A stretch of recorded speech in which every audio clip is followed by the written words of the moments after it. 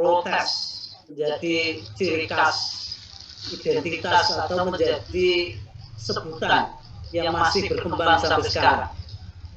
Walaupun kita memakai tradisi yang lain, reformasi, pembaruan, bukan sekedar protestan, hanya memprotes, tetapi ingin membuat tatanan lebih baik lagi melalui sebuah proses perjumpaan, baik itu sebuah dialog yang di dalamnya berbagai persoalan disesuaikan, termasuk persoalan konflik yang ada di dalamnya. Nah, semangat itu kemudian melahirkan sebutan bagi kita sebagai gereja damai. Nah, pertanyaannya, apakah kita berpijak pada realitas yang Tuhan berikan lebih dulu sejak awal? Ini sebuah perdamaian, sebuah harmoni, atau diawali justru dengan konflik? Nah, dari judul ini, saudara, saya ingin mengajak saudara membayangkan ada dua hal, bahwa perdamaian dan konflik itu menjadi peristiwa nyata, menjadi kenyataan dalam kehidupan di dunia, dan gereja dalam kenyataan hidup di dunia ini tidak bisa membelakangi dunia. Gereja justru diutus berhadapan dengan dunia karena perutusan kita adalah masuk ke dalam dunia. Memang ada yang memahami bahwa kalau penciptaan itu dimulai dari konflik dulu, keadaan kacau balau, maka Allah menciptakan semesta ini dengan menatanya untuk membuat kacau itu tidak terjadi. Tetapi ada yang memikirkan bukan begitu.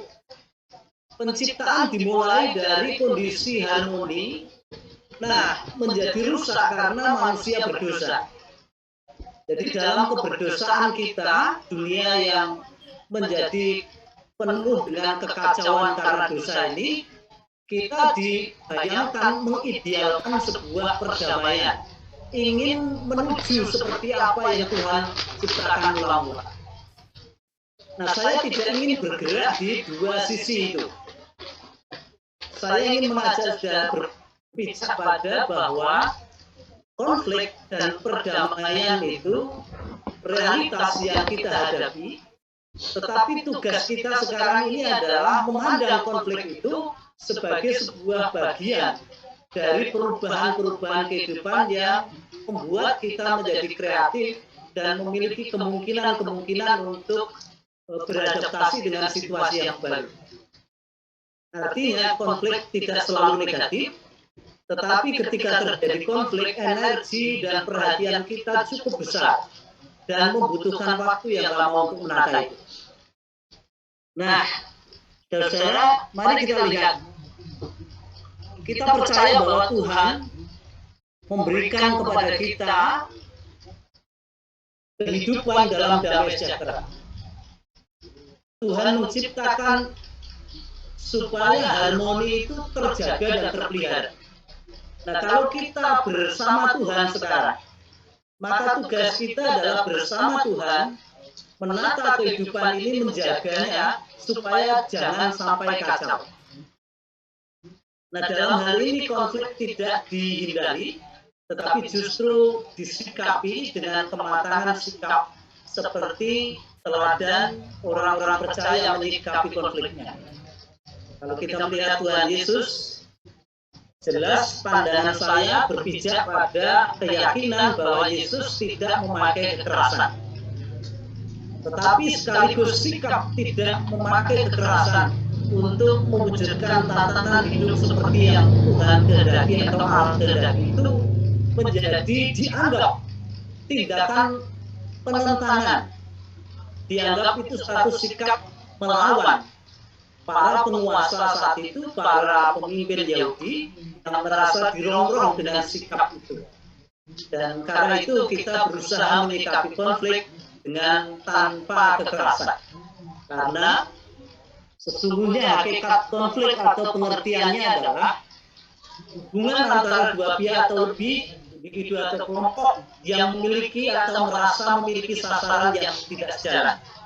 Mengapa bukan hanya kenyataan memiliki, tetapi perasaan saya angkat di situ sebagai suatu definisi yang utuh dari kenyataan konflik. Sebetulnya perasaan bisa memunculkan konflik intern di dalam hati. Jadi konflik batin manusia itu juga sangat menentukan dan berhubungan dengan konflik yang nyata. Bukan hanya sebuah dunia lain. Ketika orang mengalami konflik batin, penampakannya jika tidak dapat mengendalikan emosi dan sebagainya, bisa destruktif dan bisa menghancurkan pihak lain, merugikan kehidupan. Nah, saudara bisa membayangkan konflik itu silang, bentrokan, benturan kepentingan dari dua pihak atau lebih. Kalau saudara membayangkan di dalam perempatan dengan lampu lalu lintas yang menata, di sana ada kepentingan, ada sasaran masing-masing, yakni tujuannya berjalan sesuai jalur. Tetapi ketika tidak mematuhi tatanan, terjadi benturan, dan situlah konflik maksudnya dan menyakitkan. Mari kita lihat untuk mengidentifikasi konflik berdasarkan sasaran dan perilaku. Ada diagram yang horizontal dan vertikal. Sasaran, perilaku. Nah, damai itu mungkin. Keadaan tanpa konflik selaras dengan sasaran. Jadi, tujuan dilakukan dengan cara yang benar, maka terjadi keselarasan dan kondisinya disebut tanpa konflik. Tapi apakah ada kehidupan yang seperti itu? Selamanya semua selaras? Tentu tidak. Karena itu kondisi yang tanpa konflik ini sebetulnya jangan dimaknai sebagai adem ayem dan kondisi inilah yang menyenangkan. Bukan hanya itu. Kenyataannya keempat kota ini merupakan realitas kita yang kita hadapi, yang niscaya ada. Tetapi ketika kita pada kondisi tanpa konflik, artinya jangan sampai kita lalu tidak mau bergerak secara dinamis dan kritis. Jangan sampai kita menjadi beku karena tidak ada kritik yang kita terima dan membangun hidup kita. Kita tertutup pada sebuah perubahan, ini yang repot. Dan ada orang yang mengatakan bahwa Imperium Roma dulu menjadi tidak bisa berlanjut terus walaupun begitu jaya pada masanya, karena ternyata tidak sanggup menerima kritik dan ada konflik di dalam. Semua yang diredam dan akhirnya menjadi seolah-olah damai justru menghancurkan. Nah, yang bagian kedua adalah konflik laten. Ini konflik yang terjadi pada tidak nampak di permukaan, tetapi di dalam sana ada dendam masa lalu, ada persoalan-persoalan yang tak terselesaikan di masa lalu yang kemudian masih membuat sakit hati atau kepahitan dan seterusnya, dan itu terpendam. Seakan-akan di permukaan aman, nyaman saja, tapi sesungguhnya konflik di dalamnya. Nah, bagian yang ini, konflik di permukaan ini biasanya konflik yang muncul bukan berakar kuat, bahkan mungkin tidak ada akarnya karena barangkali salah paham, ini barangkali karena memahami pesan yang kita terima lewat gadget kita itu tidak jelas, lalu terjadi miskomunikasi, lalu bisa diselesaikan dengan pemahaman bersama, diterangkan, dijelaskan, sudah selesai. Ini lebih mudah. Tapi konflik yang berikutnya adalah konflik terbuka yang memiliki akar dan sendi-sendi masa lalu yang begitu kuat, yang kemudian berdampak luas, berkembang sampai menimbulkan efek banyak bidang kehidupan. Dan ini yang disebut konflik terbuka, itu yang menjadi persoalan banyak orang kesukaran, dan lama mengatasinya adalah jenis konflik atau tipe konflik yang terbuka ini. Nah, saudara, kita akan melihat bagaimana tahapan konflik itu. Prakonflik ini periode awal ketika suatu ketidaksesuaian antara perilaku dan sasaran tadi di antara dua pihak atau lebih terjadi. Nah, ini biasanya ditandai dengan ketegangan, lalu ada hubungan yang mulai retak, tidak lagi nyaman bersama-sama, lalu menghindari konfrontasi terbuka, tetapi diam-diaman, tidak ada kontak yang harmonis satu dengan yang lain. Ini mulai. Nah, ketika konfrontasi muncul, mulai terjadi konflik terbuka dan masing-masing pihak mencari pengaruh untuk mendapatkan dukungan dari pihak lain.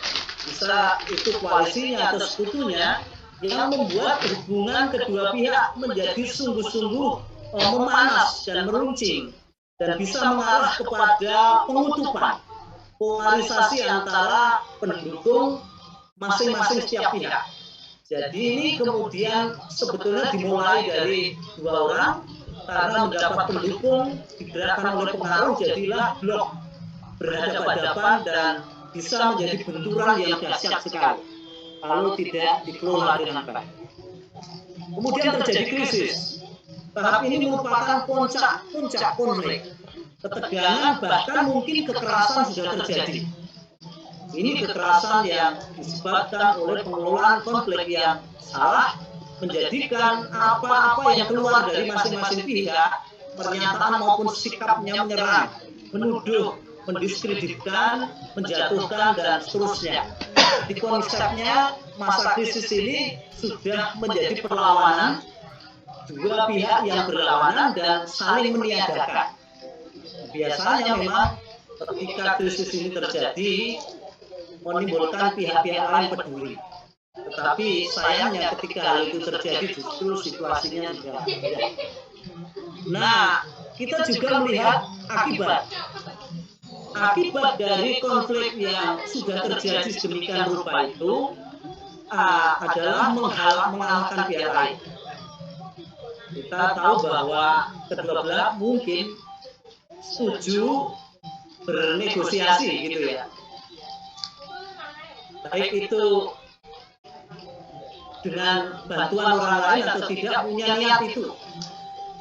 Ini mulai tingkat ketegangannya sudah mulai menurun karena ada kesadaran mungkin sudah lelah dan mulai ada upaya-upaya untuk mencari penyelesaian. Ini akibatnya. Nah, pasca konflik, situasi konflik dengan berbagai persoalan yang menyebabkannya tadi diakhiri sehingga tidak terjadi kekerasan lagi, konfrontasi terbuka tidak terjadi lagi, ketegangannya juga sudah mulai menurun dan hubungan mengarah ke lebih normal. Namun dalam kondisi sudah seperti normal, ibarat kita masih memiliki bekas luka, kalau itu tidak dijaga baik-baik, bisa menjadi pasca konflik ini problem konflik lagi, jadi bisa mulai ke depan lagi. Itu situasi yang kita ada. Nah, perlu saya sampaikan bahwa konflik memang berbeda dengan kekerasan. Kekerasan itu tindakan, baik perkataan maupun sikap, berbagai struktur atau sistem yang menyebabkan kerusakan secara fisik. Ini juga berkaitan dengan budaya. Ada budaya yang membentuk sistem atau struktur kehidupan yang tidak adil misalnya, yang bisa membuat kerusakan secara fisik, mental, sosial, atau lingkungan, dan atau menghalangi seseorang untuk meraih potensinya secara penuh. Jadi itu kekerasan, tindakan menekan orang tidak bisa berkembang dengan potensinya, itu juga merupakan kekerasan. Jadi walaupun ini cara yang tidak baik sama sekali, yang merusak, tetapi ini orang sering memilih cara ini. Kekerasan itu menjadi macam-macam penampakannya di dalam kehidupan kita bergereja. Jadi saya membatasi bukan kembali ke sejarah gereja, tetapi saya mengerahkan sejarah ke realitas kehidupan gereja yang kita alami sekarang. Bagaimana yang terjadi di sana? Arah menangani konflik, yang pertama mengintensifkan konflik. Ini biasanya konflik yang di bawah permukaan. Konflik yang terselubung justru dibuka untuk didekati dan diterima sebagai realitas, lalu diupayakan penyelesaian apabila konflik itu terjadi dengan masalah-masalah yang bisa didekati dengan berbagai analisis, dengan berbagai pemikiran, sudut pandang, lalu konflik diintensifkan, jangan ditutup. Tetapi ada cara menekan konflik. Ini membuat seakan-akan tenang, tetapi sebetulnya akar persoalan tidak diselesaikan. Dan ini bisa sewaktu-waktu memunculkan konflik terbuka yang justru mengerikan. Karena itu, mari kita perhatikan bagaimana konflik itu di dalam kehidupan gereja kita. Nah, saya mulai ranah konflik itu ada di dalam komunikasi dalam gereja. Nah, komunikasi yang saya maksudkan adalah bukan sekedar hubungan antar warga, tetapi komunikasi tentang struktur-struktur yang ada, yang dibangun melalui komunikasi sejajar sebagai rekan, atau komunikasi dalam forum resmi, mungkin dalam forum yang ditentukan untuk menjelaskan program dan seterusnya, yang formal sifatnya. Jadi di sini bentuk-bentuk komunikasi yang kaya itu hilang, karena yang terjadi hanya dialog secara formal. Dan itulah yang membuat sering-sering maksud dan tujuan bersama tidak terungkap dan tidak tersampaikan, yang akhirnya kinerja dalam persekutuan kita, layanan pekerjaan penata layanan tidak bisa berlangsung dengan baik. Karena itu komunikasi ini penting, termasuk membangun komunikasi dengan sarana alat komunikasi yang kita miliki ini hati-hati. Karena prakteknya dalam komunikasi menggunakan alat-alat komunikasi selama ini, intensitas hubungan seseorang, pribadi seseorang tidak bisa terwakili hanya oleh apa yang dikatakan. Sering memerlukan ekspresi gerak, sentuhan, dan seterusnya. Karena itu bisa terjadi pada masa pandemi ini, kalau diteruskan mungkin kita merasa ada bersama-sama, tetapi sebetulnya ada sisi yang kurang, tidak terpenuhi dalam persekutuan kita yang dibangun melalui komunikasi. Karena itu salah paham melalui pesan-pesan singkat. Pesan panjang aja bisa membingungkan, apalagi pesan singkat. Tentu bisa jelas atau bisa sangat tidak jelas, menimbulkan berbagai persepsi, lalu bisa selisih, bisa silang pendapat, pemahaman, dan bisa menimbulkan konflik. Atau bisa jadi itu dipakai menjadi media kekerasan, ungkapan kebencian atau ungkapan sinis, sindiran, dan seterusnya. Itu bisa terjadi melalui. Halo. Ranah yang kedua, struktur dan penata layanan gereja. Nah, ini bidang organisasi. Kita tahu setiap pihak dalam organisasi menempati posisi dengan memiliki tugas dan kewenangannya. Apabila tujuan organisasi, kemudian penata layanannya tidak dilakukan dengan sejelas-jelasnya dan dipahami sejelas-jelasnya, hal ini juga sering menimbulkan persoalan. Tafsir bermacam-macam tentang hal ini, karena merasa yang diputuskan harus dikembalikan kepada tatanan yang dipakai. Entah itu anggaran dasarnya, kalau kita ya tata gerejanya.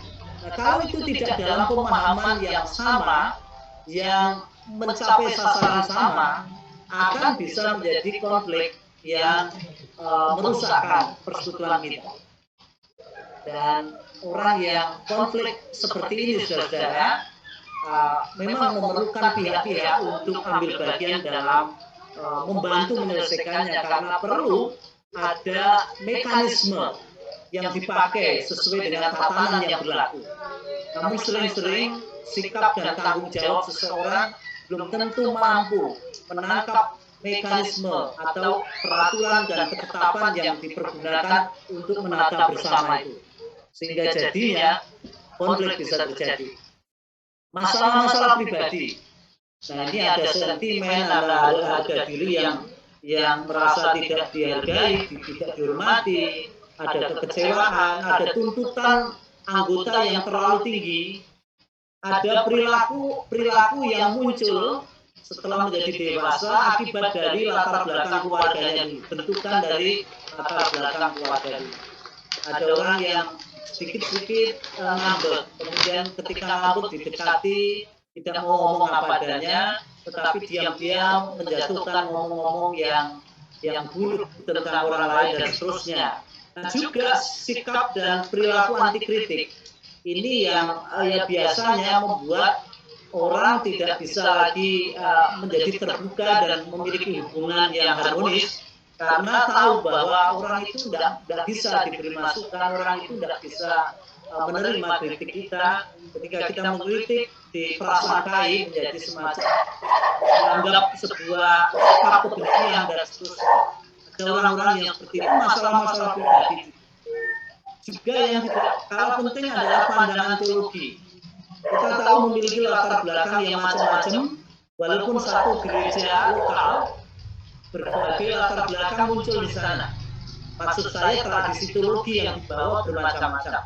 Nah, kalau tidak ada sebuah sikap kedewasaan dalam menyikapi perbedaan-perbedaan doktrin, sikapnya menjadi sangat dogmatis, artinya memegang sesuatu yang kemudian tidak pernah mau mendengar dan terbuka kepada pihak lain, lalu dipegangnya secara kaku dan tidak kaku juga, akhirnya menjadi benturan terjadi di dalam kehidupan bersama. Juga pemahaman-pemahaman tentang tafsir. Kita tahu banyak orang yang memiliki keyakinan teologi dengan tafsir yang bermacam-macam di dalam tradisi teologi menggereja kita, bisa menimbulkan persoalan. Nah, untung kita memiliki komitmen ada semacam konsensus. Kalau mau di GITJ berarti ketentuan tentang pembaptisan bagi orang percaya dilakukan dan tidak dilakukan baptisan anak-anak, misalnya seperti itu. Jadi konsensus di sini walaupun pandangan berbeda-beda di sana, tetapi ketika mau searah mencapai sasaran yang sama, demi persekutuan ini dibangun dengan menghormati atau menghargai atau menjunjung tinggi apa yang Allah kehendaki.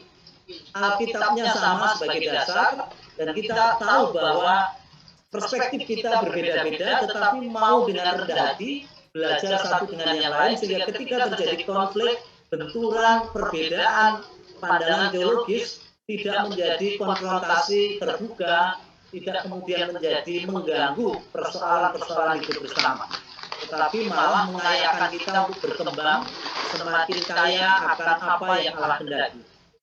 Nah, kita lihat pemetaan konflik yang terjadi di masyarakat ini sebetulnya tidak persis di dalam gereja.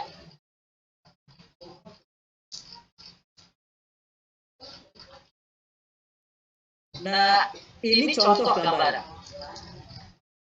Garis yang naik turun ini adalah hubungan yang menandakan konflik itu. Di sini ada isu tertentu, entah isu apa yang diangkat menjadi persoalan konflik di situ.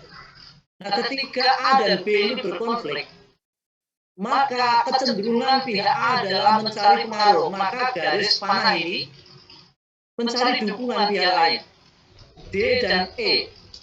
D juga bekerja sama dengan tujuan A, mencari dukungan. Lalu jadilah garis dengan tanda panah ini menunjuk kepada E. Lalu E ini menjadi pihak yang direkrut atau dipengaruhi oleh D maupun oleh A. Nah, ini blok 1. Kemudian blok lainnya adalah pihak B memiliki aliansi. Hubungan garis 2 ini menunjukkan kedekatan yang khusus. Ada hubungan khusus, aliansi atau apa istilahnya ya. Ini kemitraan yang begitu erat, bukan sekedar hubungan biasa. Nah, karena C ini memiliki hubungan dekat dengan B, maka A putus hubungan dengan C. Tidak mau berkomunikasi, tidak lagi walaupun sebelumnya punya hubungan, kemudian garis 2 di tengah ini. memutuskan hubungan. Nah, pihak-pihak yang juga menjadi bagian dari A tadi adalah F. Ini pihak yang kemudian bersama-sama menjadi satu blok tersendiri untuk berhadapan dengan ini. Tetapi F ini unik, pasti memiliki dengan B hubungan baik, mencoba melayani semua, mencoba netral, tetap memiliki hubungan baik dengan C, tetapi tidak begitu dekat. Ini posisi yang ditarik dari berbagai sisi. B punya kepentingan terhadap F, A juga demikian, dan E juga demikian. Lalu saudara, kalau gambaran konflik ini terjadi di gereja kita, maka perhatikan bahwa dunia ini saya bayangkan ini luar. Ini pihak luar. Ini bisa berpengaruh juga. Pihak luar ini bukan hanya penonton pasif, tetapi bukan memberi kontribusi positif, bisa menjadi memanfaatkan situasi konflik yang ada di sini. Nah inilah kalau kita mau memahami tentang situasi konflik yang terjadi dengan isu yang kita cari, maka kita akan mendapatkan analisis apa masalah inti dalam konflik yang terjadi yang harus kita cari. Nah ini kalau biasanya orang-orang dalam menjelaskan dengan teori konflik ini digambar dengan pohon. Ini masalah intinya itu pohon sendiri. Sebab-sebab awalnya apa? Dicari sebab-sebabnya. Kali itu akarnya. Kemudian efek apa yang muncul sebagai akibat masalah itu. Lalu itulah dahan, ranting, dan seterusnya yang berkembang terus nampak di luar, efek yang meluas. Yang dicari adalah isu yang paling penting untuk diatasi dalam konflik ini apa? Itu menjadi isu utama yang menjadi titik masuk kita untuk mendekati atau mencari solusi. Nah, respon terhadap konflik, ada berbagai konflik yang disebutkan tadi, konflik laten, konflik permukaan, konflik terbuka. Asumsinya tidak ada tanpa konflik di sini. Nah, konflik laten itu bisa dilakukan dengan pencegahan. Ini yang ada di bagian akar tadi yang tidak nampak di permukaan. Ini yang perlu disadari dengan sebuah kepekaan, antisipasi yang dalam. Karena pencegahan sifatnya bukan sekedar menekan, tetapi membuat apa yang ada di akar sana itu bisa diselesaikan dengan damai, dengan baik, sehingga betul-betul kondisi selaras mencapai sasaran terjadi. Kemudian konflik, tindakan penyelesaian konflik, respon kita untuk konflik dalam hal penyelesaian konflik itu terjadi hanya konflik yang di permukaan dan konflik terbuka. Yang sudah nampak betul, itu bisa dilakukan penyelesaian konflik.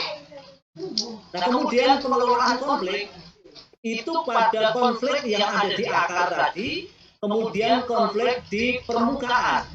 Ini nampak, tetapi bukan konflik terbuka. Kalau sudah terjadi konflik terbuka, yang perlu dilakukan adalah perundingan bersama untuk mencari solusi. Dan resolusi konflik ini menghasilkan kesepakatan-kesepakatan baru yang melibatkan berbagai hal harus diselesaikan.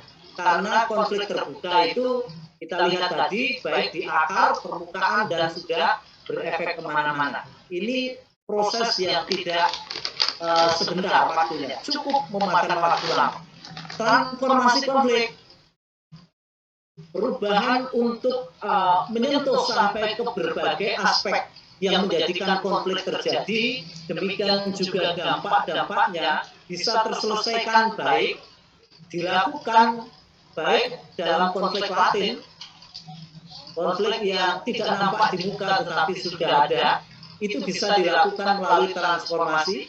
Kemudian konflik di permukaan yang muncul pun bisa dilakukan transformasinya. Kemudian konflik terbuka yang sudah berdarah-darah itu pun bisa dilakukan, tetapi dengan jalan perlu ada pihak-pihak yang memperhatikan bahwa ketika kita meningkatkan ruang lingkup konflik yang semakin gawat tadi, harus diimbangi, kekerasannya semakin tinggi.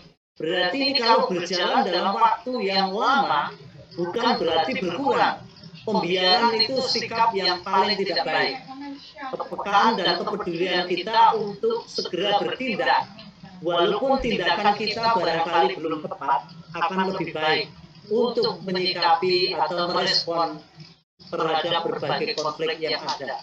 Dan ini sebagai anggota gereja, tanggung jawab semua. Pendampingan pastoral yang kemarin kita lakukan dengan memperhatikan berbagai aspek psikologis orang, sosiologisnya, kemudian pendidikan sejak dini tentang perdamaian dan lain sebagainya, itu bagian dari transformasi konflik. Yang belum muncul konfliknya ada, bahkan antisipasi, pencegahan, sudah ada alternatif-alternatif supaya orang dikayakan pemahamannya dan tidak menjadi berperilaku dogmatis, sempit, yang pada akhirnya tidak mampu menjawab berbagai perbedaan yang ada dan persoalan yang ada. Kemudian itu menjadi penting dan pengayaan. Jadi memang di sini berbagai pihak punya peranan untuk melakukan transformasi. Nah, saya mengusulkan sebuah cara yang menurut saya ini adalah cara yang relevan dalam upaya transformasi konflik. Kalau saya sebut mediasi menjadi salah satu pendekatan transformasi, itu berarti ada yang lain. Kita tahu bahwa pendekatan arbitrase mempercayakan kepada pihak lain yang punya kewenangan untuk menyelesaikan masalah itu. Nah, ini dalam konflik-konflik besar, ini ada semacam lembaga yang ditetapkan untuk menjadi wasit, menetapkan pihak-pihak mana yang benar dan salah gitu. Dan mereka kalau melalui itu tentu salah satu pendekatan juga, tetapi tidak cukup menyentuh persoalan sampai akar konflik dan seterusnya terjadi. Karena ini masih menjadi semacam dipaksakan dan akhirnya masih belum bisa membuat semacam rekonsiliasi, belum bisa membuat perdamaian. Seakan-akan permasalahannya selesai, tetapi dampak-dampak yang ditimbulkan dari konflik itu belum bisa selesai hanya dengan arbitrase. Negosiasi perundingan untuk kesepakatan, ini langkah yang baik. Tetapi untuk menjadi perundingan itu kedua belah pihak atau pihak-pihak yang berkonflik, itu sudah menginginkan upaya dialog, upaya berunding, upaya menyelesaikan bersama-sama. Jadi sudah ada kehendak baik dari masing-masing pihak. Namun faktanya di dalam kehidupan kita, tidak semua pihak yang konflik ini menyadari butuh menyelesaikan dengan damai. Ada pihak-pihak yang ingin tetap mempertahankan pandangannya dengan sikap kekerasannya, dan itu dilanggengkan. Karena itu mediasi menjadi bagian yang penting untuk mempertemukan pihak-pihak yang konflik tadi, bahkan ketika pihak-pihak itu belum mau atau belum bersedia untuk berdialog. Jadi ini memotivasi orang, mempersuasi dalam pengertian positif, kemudian mengkampanyekan nilai-nilai yang baik, menyadarkan seseorang butuhnya penyelesaian damai. Nah, pekerjaan memediasi ini memang kabarnya adalah harus orang yang punya kemampuan untuk itu. Orang yang punya keahlian untuk melakukan peranan sebagai mediator. Tapi kalau itu harus terjadi pada kita, apakah kita menunggu orang-orang yang pakar menjadi pakar mediasi konflik, pakar melakukan pendekatan terhadap konflik dalam rangka pengelolaan dan transformasi kehidupan bersama. Nah, saudara, mari kita belajar bersama. Di sini kita hanya akan menyadari betapa kita sebetulnya punya peran bersama Tuhan menjadi penata untuk menjaga harmoni di tengah-tengah terjadinya konflik yang sudah berlangsung, bahkan mungkin konflik yang sudah berlangsung lama. Salah satu sikap yang menurut saya penting bagi kita adalah kita harus memahami dulu manfaat dari mediasi. Kedua belah pihak yang saling memahami aneka kebutuhan masing-masing dan kepentingan dan nilai-nilai masing-masing bisa berjumpa di sana. Jadi orang tidak dipaksakan oleh pihak lain, tetapi mereka bisa menggali kekurangan dan kelebihan, lalu bisa memahami kebutuhan masing-masing yang sedang berkonflik itu, lalu bisa menyadari betapa saudaranya itu tidak seperti yang dia pikirkan, atau lawannya dalam tanda kutip pihak lain itu tidak selalu seperti yang dia pikirkan. Lalu di situ sudah terjadi sebuah perubahan ketika mediasi berlangsung. Kedua belah pihak bertanggung jawab atas aneka keputusan yang mereka ambil, dan mereka mengambilnya sendiri. Dengan begitu, mereka ketika mengambil keputusan bersama tanpa intervensi yang lain dalam pengertian dipaksakan, tetapi diarahkan, ditata dan diatur supaya mereka bisa mengambil keputusan dengan merdeka, maka tanggung jawab mereka muncul. Mereka akan mengawal keputusan itu bersama-sama. Yang ketiga, manfaat dari mediasi adalah memberi landasan untuk membangun hubungan mereka serta mampu bekerja sama dengan membagi peran dengan lebih baik lagi, dengan menata dan membuat tatanan baru. Hal-hal yang belum terklarifikasi akan diklarifikasi dengan jelas, dan akhirnya sumber-sumber konflik yang ada selama ini bisa diubahkan menjadi sebuah tatanan baru, mewujudkan dunia baru yang diharapkan bersama, lalu bisa hidup berdampingan kembali dengan selaras. Harmoni bisa terjadi bukan sekedar kesepakatan, titik, tetapi relasi mereka diperbarui. Katakanlah dulu itu musuh, sekarang menjadi teman yang begitu akrab, memiliki hubungan yang begitu indah lagi, dan menghadapi tantangan bersama-sama dengan lebih siap karena memiliki pengalaman masa lalu itu. Nah, ini manfaat mediasi. Nah, siapa mediator? Seorang yang dapat dipercaya oleh kedua pihak yang sedang mengalami konflik karena memiliki kejujuran, fair, teguh dalam memegang prinsip. Dalam hal ini, orang ini betul-betul orang yang juga sedang berusaha untuk mewujudkan kehidupan dengan benar di hadapan Tuhan, dan memiliki komitmen untuk membela kebutuhan semua pihak. Yang dipedulikan seorang mediator adalah persoalan yang terjadi atas kehidupan orang-orang bersama-sama ini. Jadi tidak pihak tertentu, tidak kepentingan dirinya sendiri juga, tetapi dia komit untuk melakukan sesuatu yang berguna bagi kehidupan bersama.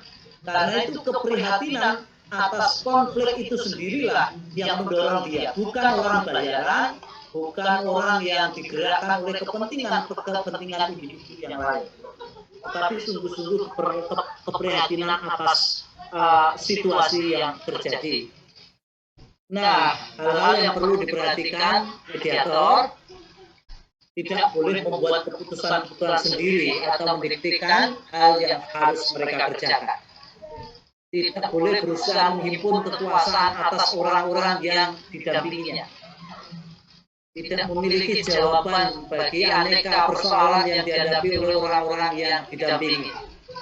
Jadi dia sadar bahwa dia memediasi, dia ada di tengah menghubungkan keduanya dalam rangka menata sebuah upaya menyelesaikan persoalan bersama sehingga tidak ada jawaban tertentu atas banyaknya persoalan itu, tetapi pihak-pihak yang sedang dimediasi itulah yang mencari jawaban atas persoalan mereka.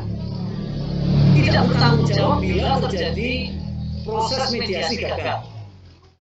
Kalau sudah melakukan berbagai upaya yang konstruktif, benar dapat dilakukan secara terukur dengan tindakan, niat dan seterusnya yang baik.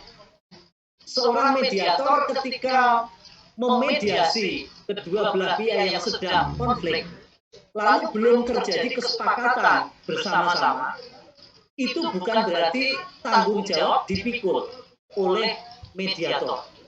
Mediator lalu menjadi terbeban, lalu emosional, atau malah berhenti melakukan upaya. Katakanlah jika terjadi deadlock, ada jalan buntu dalam proses memediasi itu, keduanya tidak bisa menyelesaikan persoalan mereka bersama, belum sampai pada penyelesaian, maka harus dengan rendah hati menerima diri bahwa memang bukan dia yang menentukan keberhasilan. Kedua belah pihak yang sedang dimediasi ini memegang peranan utama, bukan mediator dalam penyelesaian konflik. Kemudian tidak boleh merasa berjasa bila proses mediasi berhasil. Yang satu tadi tidak boleh down, yang satu lagi tidak boleh merasa tinggi hati kalau berhasil, sebab sikap merasa berhasil sebagai mediator ini akan mengurangi tingkat kepercayaan. Pihak-pihak yang mampu menyelesaikan persoalan mereka melalui perundingan yang baik yang dimediasi tadi menjadi terkurangi. Seakan-akan peran mediator inilah yang luar biasa. Nah, itu bisa menyakiti hati kedua belah pihak dan mengurangi peran mereka di dalam mewujudkan harmoni tadi. Nah, itu yang harus diperhatikan. Nah, kemudian kita perlu memperhatikan lagi 4 langkah mediasi. Saudara, kalau saya menyebut 4 langkah ini boleh dikatakan sebagai 4 tahap. Ini pengenalan saja. Sebab arahan saya nanti begini. Justru dengan pemaparan saya ini kita diajak masuk ke pergumulan yang sesungguhnya. Karena itu coba perhatikan, bayangkan saya dan saudara dalam peranan sebagai mediator. Tahap yang pertama yang dilakukan adalah menciptakan rasa aman bagi kedua belah pihak untuk memulai berbicara secara terbuka dalam forum tatap muka yang bisa bersahabat. Dikondisikan senyaman mungkin dan tidak ada ketegangan. Nah, itu sebuah skill, kemampuan, dan juga latihan yang dilakukan terus-menerus akan membentuk sebuah cara sebagai sang mediator yang memediasi pihak-pihak sedang berkonflik, lalu menciptakan suasana. Semua pihak merasa dihargai, semua pihak diperhatikan, semua orang yang ada di sana akan bisa merasa berbicara dengan hatinya dan tidak dalam tekanan apapun. Tahap kedua, pemaparan kisah. Pihak-pihak yang berkonflik diberi kesempatan untuk menyampaikan semua yang ada pada dirinya, menjelaskan hal yang selama ini menjadi ganjalan atau yang dipandang sebagai persoalan menurut sudut pandangnya. Dan seorang mediator harus bisa menjadi pendengar yang betul-betul mampu secara tuntas pihak-pihak tadi diserap, didengarkan, dan masing-masing memiliki kesempatannya sendiri dengan diatur oleh mediator. Tahap ketiga, ketika pihak-pihak sudah memaparkan persoalannya, menjelaskan dengan terbuka tadi, seorang mediator membangun kesadaran bahwa pertikaian ini merupakan masalah bersama dengan cara menolong mereka mengidentifikasi persoalan yang memisahkan mereka. Sekarang dicari rumusan, kemudian dicari pokok persoalan yang membuat mereka ini berhadapan-hadapan dan tidak bisa bersama, kemudian melakukan negosiasi melalui berbagai sudut pandang. Nah, apabila ini yang berkonflik misalnya anggota jemaat, yang perspektif pandangannya sebagai orang Kristen misalnya begitu tertutup sebagai orang yang belum banyak memahami banyak hal tata nilai kehidupan Kristen, maka mediator bukan menyelesaikan masalah mereka, tetapi memberi perspektif hal-hal yang barangkali mereka bisa menerimanya, untuk meluaskan cara pandang mereka, sehingga ketika mereka melihat masalah yang selama ini menjadi persoalan konfliknya mereka, bisa mereka lihat dari berbagai sudut pandang. Ada keluasan pemahaman yang memampukan mereka untuk mencapai titik-titik temu kesepakatan dan kesepahaman untuk keberhasilan sebuah perundingan atau pertemuan yang dimediasi oleh mediator tadi. Kemudian pekerjaannya adalah setelah mereka dapat merumuskan berbagai hal dengan sudut pandang yang lebih luas tadi, butir-butir kesepakatan harus ditetapkan di situ, ditulis dengan cermat, dipahami dengan sejelas-jelasnya oleh kedua pihak, dan kemudian keduanya diajak untuk memegang keputusan bersama yang jangkanya bukan hanya pendek, tetapi jangka panjang ke depan, bahkan diantisipasi. Jika ada hal-hal yang akan terjadi nanti, sikap apa yang perlu dilakukan, sehingga tidak terjadi konflik berulang. Tetapi mereka sudah bisa menyiapkan diri baik-baik untuk menghadapi persoalan bersamanya lagi dengan cara lebih dewasa, dengan kematangan karena melalui pengalaman yang sudah mereka miliki. Nah, itulah sebetulnya saudara, orang-orang yang menjadi mediator harus betul-betul orang-orang yang mendedikasikan dirinya untuk sebuah tujuan kehidupan bersama, yang sering-sering menguras energi. Ketika mereka berhadapan dengan situasi yang tidak mudah, seorang mediator tidak boleh kemudian berputus asa, apalagi kemudian mengeluarkan statement-statement yang tidak membangun.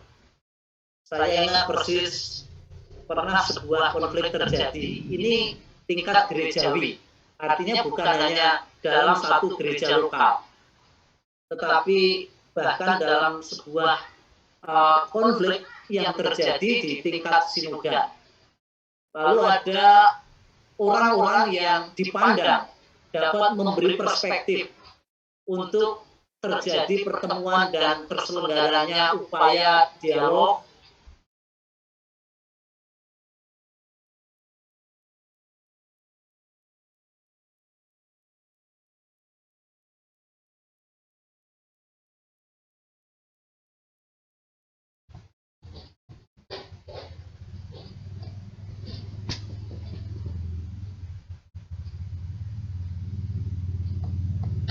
yang katakanlah berperan sebagai mediator akhirnya itu awalnya menjalani tugasnya dengan baik, ketika dalam situasi sulit ngomong yang pernah saya ungkapkan. Ini sering saya jadikan guyon karena saya terkesan betul peristiwa itu. Nah, kalau masing-masing pihak hanya tetap berpegang pada kemauannya sendiri seperti ini dan tidak menerima kenyataan bahwa kalau itu dipegang, maka pasti konflik tidak akan berakhir, akan terus-menerus mereka begitu. Lalu orang itu ngomong, saudara, kalau Anda tetap begitu, maka jangankan saya dan rekan-rekan yang memediasi di sini, pasti tidak akan terjadi perdamaian, tidak akan terjadi rekonsiliasi. Tuhan Yesus yang datang sekalipun, kalau sikap Anda seperti ini tidak akan mendamaikan Anda. Sampai ngomong begitu. Kalau saya, kalau Buyan sekarang ngomongnya begitu, kalau dalam konflik yang susah menghibur diri, jangankan saya, malaikat saja yang datang belum tentu bisa kalau begini. Begitu. Nah, saudara, ini penutup. Saya tidak tahu, ini sudah berbicara hampir 45 menit ya. Iya, Pak. Kan, selamanya upaya mengelola dan mentransformasi konflik dalam gereja berhasil mencapai kesepakatan dan kerukunan atau rekonsiliasi oleh kedua belah pihak yang berselisih. Namun, usaha-usaha yang dilakukan untuk menyikapi konflik secara baik dan benar. Maksudnya baik dan benar, yang penting jangan dengan kekerasan, jangan dengan emosional, dan tetap dengan niat baik untuk membangun hidup bersama. Pasti akan membangkitkan pendewasaan, sikap terbuka, dan pengakuan akan orang lain, bukan peniadaan. Pengakuan akan kekurangan diri sendiri, lalu bisa membuat semacam refleksi diri untuk memikirkan kemungkinan-kemungkinan. Dan ada kalanya kita menunggu proses semacam internalisasi dari berkecamuknya perasaan yang ada pada pihak-pihak yang konflik itu, lalu seorang mediator akan hadir lagi pada saatnya untuk membangun sebuah upaya perdamaian, dan pekerjaan itu terus-menerus kita lakukan bersama Tuhan yang memberi kekuatan kepada kita. Apakah konflik dengan begitu bisa hilang dalam hidup kita?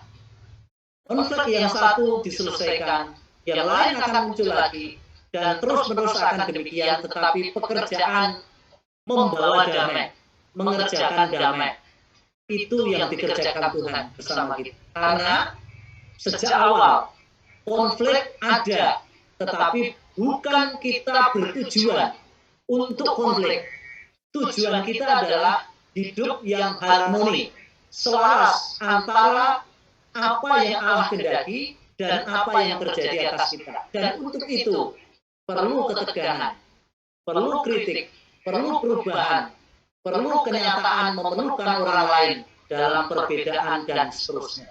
Inilah sebagai penutup yang saya sampaikan untuk memberi semangat kita memasuki pergumulan baru. Karena itu penutup tetapi awal pergumulan. Terima kasih.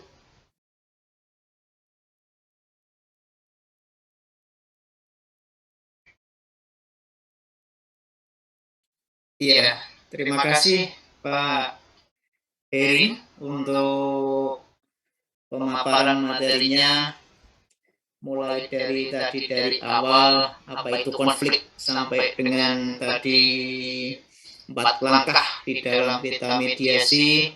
Sudah banyak hal yang telah kita terima bersama malam hari ini dan sangat jelas sekali pemaparannya. Untuk itu kami persilakan Bapak, Ibu, dan Saudara yang mungkin mau memberikan tanggapan, pertanyaan, ataupun mungkin sharing tentang pengalaman di dalam menangani konflik atau hal-hal terkait dengan apa yang disampaikan. Kami persilakan, mari, karena ini sarasean, semua punya hak untuk berbicara. Kita santai sambil dinikmati kopinya masing-masing atau tehnya masing-masing. Dipersilakan kepada Bapak, Ibu, dan Saudara semua. Oke. Yang jadi untuk sesi ini akan dibuka cermin yang pertama. Cermin pertama ini nanti 5 orang. Dan nanti setiap penanya atau yang memberikan tanggapan akan langsung dijawab oleh Bapak Heri sebagai pembawa materi. Yang pertama, halo ya, monggo Pak Pri, Primat Gurusu. Pak Pri. Oh iya, Pak Pri. Sebentar ya Pak, ini ada yang Ayu ya. Yang satu nanti Pak Stefanus Siswanto, sudah ada di kolom chat. Kemudian Pak Pri, kemudian yang ketiga siapa tadi Bu? Pucuk. Pucuk dari Tayu. Tayu. Tayu. Cici Tayu. Oke. Yang keempat ada yang sudah berkenan. Suradi bisa Pak, dari Wito Pak, dari Wito Pak. Iya, Pak Suradi dari GTC Wito. Oke. Kemudian yang kelima ada. Oke, kalau tidak ada mungkin 4 itu dulu, nanti yang lain bisa menyusul. Oke, Pak Irin, yang pertama dari kolom chat dari Bapak Stefanus Siswanto sudah memberikan pertanyaan. Ada 2 yang mau ditanyakan dan nanti bisa langsung ditanggapi, yaitu terkait dengan konflik gereja.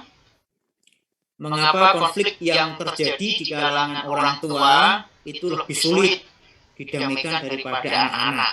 Jadi orang tua lebih sulit daripada anak-anak.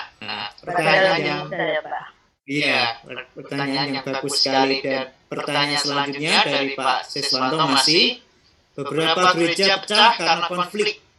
Setelah bertahun-tahun tetap saja tidak bisa disatukan lagi. Kira-kira di mana itu akar persoalannya dan kenapa sulit untuk didamaikan? Mungkin itu yang pertama dulu, Pak Irin, untuk bisa dijelaskan. Monggo Pak Irin. Saudara, saya mau menyampaikan pengalaman saya berkaitan dengan mengapa orang tua lebih sulit daripada anak. Karena konflik yang terjadi pada orang dewasa itu konflik yang biasanya sampai ke akar tadi. Iya Pak, betul. Ada kait-mengkaitnya dengan masa lalu, dengan banyak hal yang tidak bisa dilihat hanya sesaat. Beda dengan anak-anak. Anak-anak belum memiliki masa lalu yang seperti itu. Itulah secara alamiah mengapa menyelesaikan konflik anak jauh lebih mudah.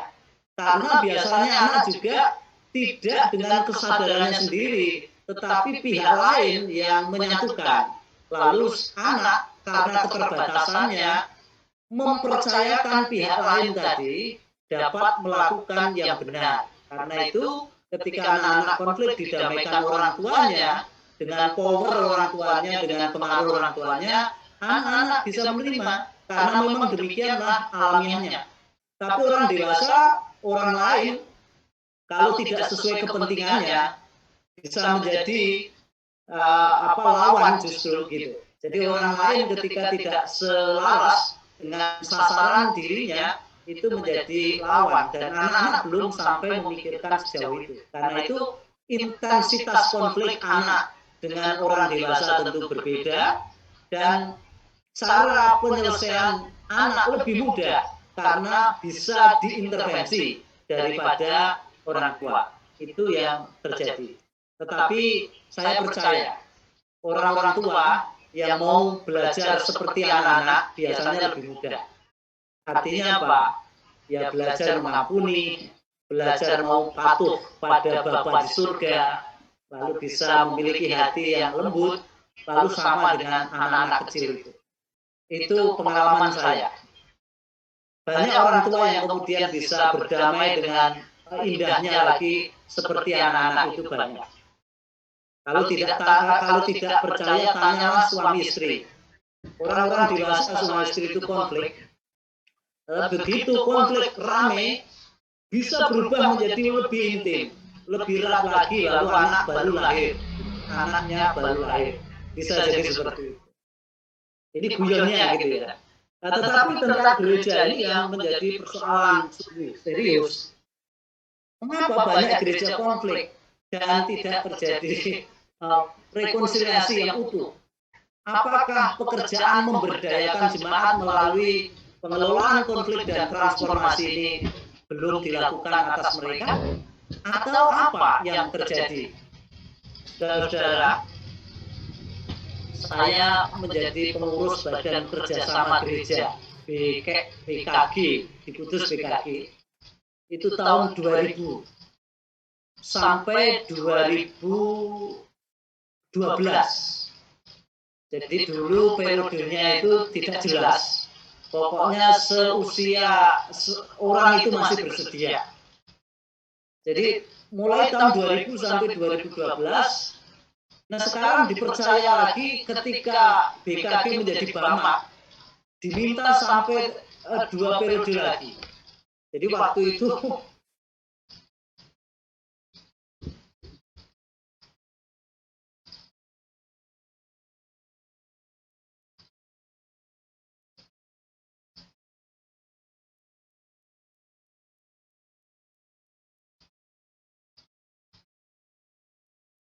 kami juga diajak memediasi, termasuk gereja di lingkungan sinode kita sendiri, termasuk gereja yang saya alami sendiri. Tapi waktu itu saya belum jadi pengurus Bamak atau BKG itu. Saudara, penyelesaiannya itu selalu begini. Daripada menjadi satu gereja lagi tidak nyaman, lebih baik menjadi tetangga gereja tetapi nyaman. Mereka membentuk kelompok sendiri lalu berdiri gereja baru. Ini pertengkaran bukan pertengkaran ya, ini pertengkaran. Ini pertambahan tetapi bukan pertumbuhan. Pertambahan jumlah anggota gerejanya, anggota sinodenya tambah gitu. Tetapi bukan pertumbuhan, tidak sehat. Tetapi inilah yang terjadi dan saya sendiri sampai hari ini bergumul untuk itu. Karena itu justru kesempatan ini menjadi ruang bagi kita untuk bergumul bersama-sama sebetulnya apa sih yang terjadi. Yang pertama-tama, apakah mereka sudah dilakukan proses mediasi yang benar? Sejak awal sampai masa tertentu, kalau saya mau menengok pada teladan orang-orang kudus di dalam Alkitab, Rasul Paulus konflik dengan Barnabas tentang Yohanes Markus yang oleh Rasul Paulus tidak boleh ikut dalam pelayanan misi mereka. Tetapi pada akhirnya dalam surat Kolose kepada jemaat di Kolose, Rasul Paulus semacam merekomendasi supaya Yohanes Markus yang keponakan Barnabas itu diterima oleh jemaat karena Rasul Paulus sudah menerimanya. Itu artinya apa? Ada masa tertentu pihak-pihak untuk matang. Barnabas dengan Rasul Paulus tidak konflik lagi karena ternyata Rasul Paulus yang menolak Barnabas berubah sikap. Ada kedewasaan sikap. Dulu Yohanes Markus masih leda-lede, tidak sungguh-sungguh ikut pelayanan. Angin-anginan, belum punya komitmen sungguh-sungguh. Sekarang pada masa dewasanya menjadi pribadi yang mantap. Lalu jadilah kesabaran Barnabas untuk membimbing keponakannya tadi pada jalan benar, pada sikap yang membangun kebersamaan. Lalu ternyata bisa menyatukan mereka sehingga Rasul Paulus dan Barnabas menyelesaikan konfliknya mengenai Yohanes Markus ini. Semuanya mengalami perkembangan, tetapi waktunya kapan? Itulah yang terjadi. Jadi ada proses mediasi yang barangkali belum berhasil, tetapi kita belum berhenti di situ. Kita akan melihat perkembangan yang terjadi pada pihak-pihak itu. Memang penyelesaiannya tidak selalu bersama-sama menjadi sebuah gereja baru, menjadi satu gereja di tempat lama lagi. Tetapi biasanya menjadi gereja yang berbeda, tetapi relasi mereka relatif bisa dibangun baik, dan kemudian persaudaraan sebagai saudara bisa dibangun kembali. Nah pertanyaannya, apakah andaikan mereka kemudian dijadikan satu gereja kembali memungkinkan? Apakah mungkin menjadi utuh lagi? Yang selama ini terjadi setelah menjadi gereja dewasa masing-masing tidak ada penyatuan kembali. Malah ada yang tidak dewasa karena belum memenuhi syarat, biasanya digabung malah bukan ke gereja yang lama, tetapi ke gereja yang lain. Lalu itu penyelesaiannya semakin mantap. Apakah rampung? Pekerjaan rampung ini harus memerlukan berbagai pihak untuk mengupayakan dan dalam proses yang tidak pernah berhenti. Terus-menerus upaya kita seperti itu.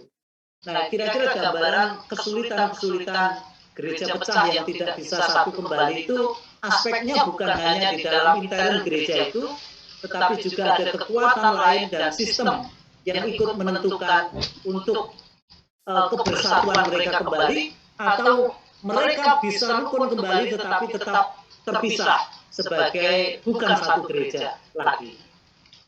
Nah, itu yang saya sampaikan. Mungkin ada rekan-rekan nanti yang menambah, kita pending dulu supaya yang tanya lain-lain nanti bisa tertampung dulu. Oke, ya terima kasih Pak Irin. Jadi yang pertama kita perlu banyak belajar dari anak-anak ya, tadi, dan juga hal-hal yang sudah disampaikan membawa paling tidak pemahaman yang lebih baik lagi untuk kita bisa mengenal tentang konflik-konflik yang terjadi dan masalahnya. Yang selanjutnya akan saya sampaikan kepada Bapak Pendeta Supriyono, monggo Pak Pri, untuk bisa ya. Oke, Cici, dapat dengar ya Mas ya, suara saya? Sudah dapat dengar Pak. Oke. Pak Pendeta Herin tadi banyak sudah menyampaikan hal yang berkaitan dengan konflik dan penyelesaiannya.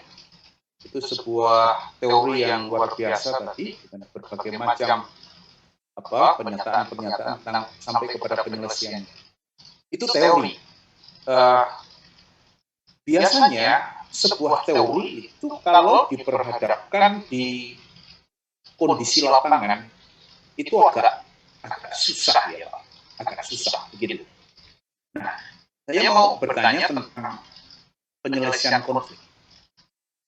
Sebenarnya apa peran SDM seseorang atau sosial seseorang, kerendahan hati seseorang, bahkan mungkin iman dan rohani seseorang, itu kira-kira perannya sejauh atau sedalam apa?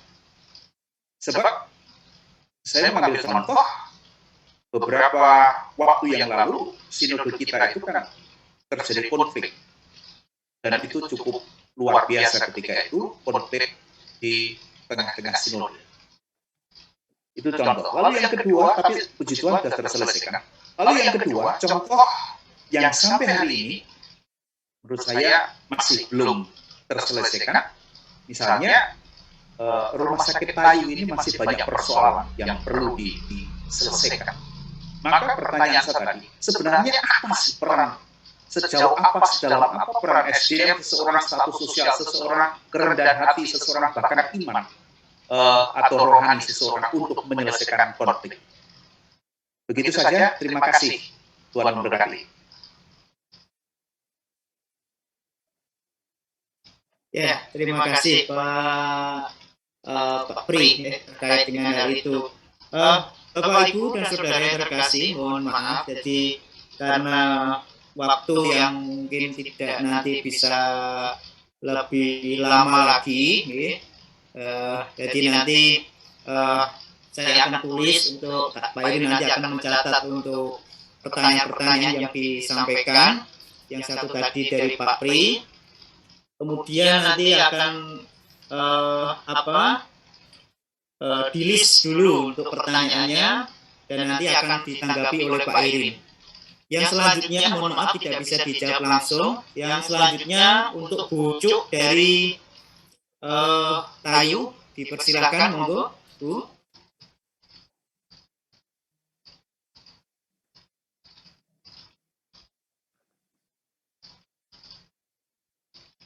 Halo, Bu Cukarsini. Oh, tampaknya ada Listrik mati. listrik. Indihumnya lemot. Oke. Nanti tanggapi dulu Pak Irin untuk pertanyaan dari Pak Pri. Kami persilakan untuk Pak Irin. Apakah SDM seseorang berkontribusi bagi penyelesaian konflik atau berkontribusi juga pada munculnya konflik? Karena yang dicontohkan Pak Supriyono tadi bahwa banyak masalah-masalah yang oleh kita pandang SDM kita mumpuni.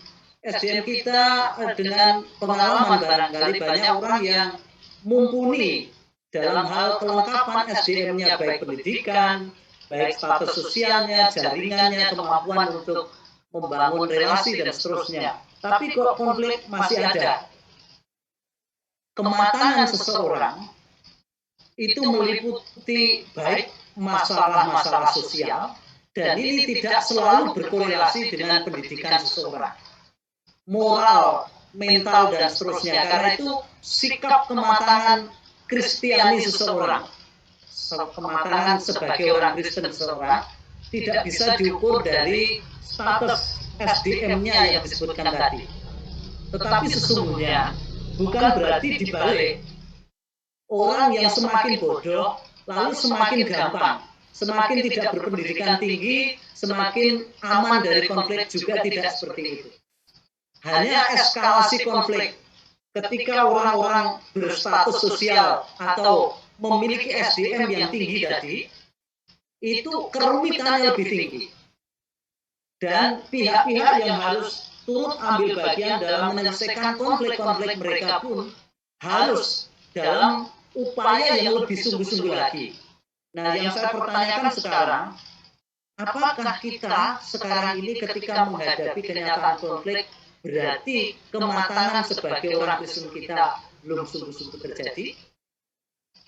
Siapa yang bisa mengatakan bahwa imannya berlaku stabil, penghayatan hidup Kristiannya berlaku stabil?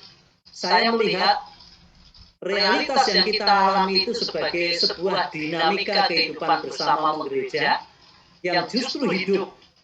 Karena apa? Walaupun penyelesaian masalah belum terjadi semuanya, tetapi banyak hal mendewasakan kita. Banyak hal orang kemudian bisa mengambil pelajaran berharga dari pengalaman yang terjadi, yang dihadapi selama ini. Lalu, sekurang-kurangnya, upaya, doa, harapan kita masih ada untuk membangun hidup bersama dalam harmoni, dan kemudian bisa menyatukan berbagai kekuatan untuk menyelesaikan itu. Jadi terus terang, damai yang sudah diberikan Tuhan di dalam Kristus itu perlu perwujudannya. Orang-orang mewujudkannya sampai seperti Kristus. Ketaatan sampai pada akhirnya, itu yang perlu kita lakukan. Karena itu saya optimis Pak Supriyono, dengan kita semua yang membuka hati untuk menyadari kekurangan dan kelemahan masa lalu belajar melihat ke depan sebagai sebuah tantangan mewujudkan kehidupan yang ditransformasi, bukan dibiarkan, tetapi secara dinamis keadaan baik itu kita wujudkan melalui ketegangan, melalui upaya yang seperti ini bisa terwujud, walaupun kesempurnaannya belum kita dapatkan sekarang, tapi arah kita sudah benar. Terima kasih, Pak. Terima kasih Pak Irin. Ya, selanjutnya untuk Bu Cuk Karsini diceritai untuk bisa disampaikan pertanyaan tanggapannya secara singkat dan nanti bisa langsung dilanjutkan oleh Pak Surati. Monggo Bu Cuk Karsini. Selamat malam, Pak. Terima kasih. Ya. Yang saya tanyakan, Pak, karena di gereja itu biasanya kalau ada beberapa konflik itu kok sulit diselesaikan. Apakah ini disebabkan karena di dalam gereja itu belum banyak orang-orang yang bisa menjadi mediator? Karena orang-orang Kristiani, lebih-lebih yang di gereja itu sudah sering ya mengenai firman Tuhan, mengenai apa yang harus kita lakukan, saya kira semuanya sudah paham. Seorang yang menjadi mediator memang dibutuhkan orang yang sangat luar biasa. Paling tidak orang yang sudah dewasa iman dan sudah tulus, rendah hati, berbuat menolong, cinta kasih dengan tanpa pamrih. Itu memang yang pantas untuk menjadi mediator. Untuk itu, bagaimana ini menjadi pemikiran kita bersama? Kenapa di gereja-gereja itu konflik-konflik itu tidak mudah diselesaikan, malah justru menimbulkan timbul gereja-gereja yang baru. Inilah yang saya tanyakan, apakah di gereja-gereja itu belum timbul banyak orang-orang yang pantas menjadi mediator? Terima kasih Pak, maaf saya bukan pendeta, jadi maaf sebelumnya kalau mungkin pertanyaan saya kurang berkenan. Terima kasih. Iya, terima kasih Bu Jokasini atas pertanyaan yang bagus. Yang selanjutnya mungkin pertanyaan dulu langsung lagi kepada Pak Suradi dari Banyutowo, dipersilakan, monggo Pak. Oke, terima kasih waktu yang diberikan kepada saya. Saya langsung bertanya tentang pokok apa yang saya sampaikan untuk pertanyaan malam hari ini. Bagaimana cara mengatasi konflik ketika keduanya menutup diri? Cara baiknya menutup diri dan cenderung setiap individu merasa benar sendiri. Nah, ini yang sering terjadi. Mengapa kita gagal menyelesaikan konflik tersebut? Terima kasih. Bagaimana cara mengatasinya? Ketika keduanya menutup diri dan cenderung setiap individu merasa benar sendiri. Terima kasih. Ya, terima kasih Pak Suradi. Oke, dua penanya tersebut langsung monggo ditanggapi oleh Pak Irin. Ya, untuk Ibu Cu yang dari GTJ Tayu, terima kasih Ibu. Ibu membuat semacam hipotesa yang menarik karena apakah di gereja-gereja selama ini kurang mediator? Menurut saya yang kurang adalah orang-orang yang mau melakukan pekerjaan sebagaimana mediator yang saya sampaikan itu. Yang terjadi sebetulnya bukan hanya ketika dalam konflik. Dalam hidup menggereja justru peran pendampingan pastoral, pembinaan, pencegahan, katakan begitu dalam tanda kutip ya. Ketika belum terjadi konflik ini sudah diawali dengan sebuah semangat, semua anggota jemaat punya tanggung jawab untuk menata terjadinya harmoni, mengawal supaya harmoni itu terjadi terus-menerus. Walaupun di sana ada kritik, ada ketegangan, tetapi sebelum menjadi konflik direm dulu. Orang yang cenderung kebablasan dalam hal menyikapi sesuatu lalu cenderung kurang kontrol itu direm, didampingi dan lain sebagainya. Jadi peran di gereja untuk menumbuhkan sebuah semangat hidup bersama dalam perdamaian atau dalam harmoni itu sebetulnya semua pihak punya kontribusinya, partisipasi semua pihak sesuai dengan peran masing-masing. Nah, tapi kalau sudah terjadi konflik, baru peran mediator tadi dibutuhkan. Kalau tidak terjadi konflik terbuka, seperti yang saya sampaikan, tidak perlu dilakukan itu. Jadi transformasi konflik di sini adalah pemberdayaan setiap anggota jemaat untuk dapat memiliki pemahaman akan tugas panggilannya secara jelas dan dia dibimbing untuk mampu melakukan pelayanannya dengan baik.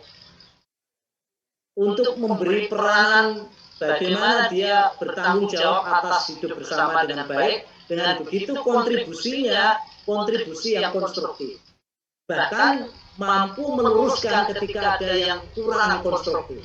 Jadi keseimbangan tadi, ada kalau kebablasan ya direm, kalau kurang ya mari kita dorong, jangan sampai malah pasif, lalu adem ayem terus, tidak ada greget apa-apa, lalu tidak ada vitalitas hidup jemaat yang menggairahkan dan menarik. Tentang bagaimana ketika ada pihak-pihak yang menutup diri dan merasa benar, sudah tidak mau diberi perspektif, lalu tidak mau diajak bertemu untuk menyelesaikan. Dalam hal ini banyak sekali jemaat yang seperti itu. Inilah yang disebut sifat kekanak-kanakan. Silhut itu terjadi ya seperti ini. Karena apa? Ini mungkin dibawa oleh masa lalu yang konflik pada dirinya itu di akar, Pak. Orang yang seperti itu memiliki akar konflik panjang. Mungkin di dalam keluarganya, mungkin karena bentukan tradisi keluarganya, seperti itu cara menyelesaikannya. Orang yang biasa dijarke, lalu menganggap semua yang dilakukan benar dewe, tidak pernah dikontrol, jadinya seperti itu. Jadi kalau sudah seperti itu ya memang kita tunggu, kita dapat lakukan sedapat-dapatnya, tidak ada penyelesaian konflik. Karena keduanya tidak ada inisiatif, dimotivasi sampai yang motivasi ini jenggoten, bahkan sampai rampung jenggoten, tidak rampung-rampung mereka tidak membuka diri, ya tidak bisa. Itu yang terjadi. Ya mungkin didampingi supaya tidak lebih neko-neko lagi dan membuat konflik-konflik baru. Itu saja, Pak. Ya, terima kasih Pak Edi. Terima kasih. Ya. Berharap tidak sampai jenggoten ya Pak Irin ya. Ya, oke. Terima kasih Pak Irin, terima kasih Pak Sunardi, Terima kasih. Jadi, Kembali ya, sama-sama. untuk cermin yang pertama, untuk yang penanggap kelima nanti akan ada Bu Novi dari SKKWW. Jadi kami berharap Bapak Ibu Saudara tidak mungkin selalu berupa pertanyaan ya, atau pertanyaan tentang materi ataupun hal yang dialami, tapi juga nanti berharap Bapak Ibu Saudara bisa menyampaikan sharing pengalamannya seperti apa ya. Mungkin di dalam menyelesaikan konflik atau apa, sehingga itu juga akan memperbanyak perkendaraan kita, memperluas pengalaman kita dengan sharing-sharing dari Bapak Ibu Saudara semua. Berharap seperti itu nanti untuk cermin yang kedua, dan nanti waktunya kita maksimal itu dari LPS memberikan waktu sampai jam 10. Oh tidak ya? Tidak sampai pagi. Sampai pagi ya? Waduh, ketemu siapkan bantal gulingnya ya Pak. Ya, Sampai jam 9 Bapak Ibu ya. Sampai jam 9 ya. Oke, langsung saja kepada Bu Novi, kami persilakan, monggo. Terima Pak Teguh untuk waktunya. Terima kasih Pak Irin untuk presentasinya. Mohon maaf saya tidak membuka videonya Pak. Iya Bu. Karena tidak memungkinkan. Iya Bu.